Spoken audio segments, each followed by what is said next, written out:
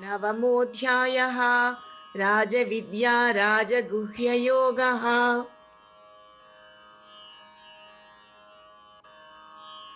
श्रीभगवानुवाच इदं तु ते गुह्यतमं प्रवक्ष्याम्यनसूयवे ज्ञानं विज्ञानसहितं यज्ञात्वा मोक्ष्यसे शुभात्।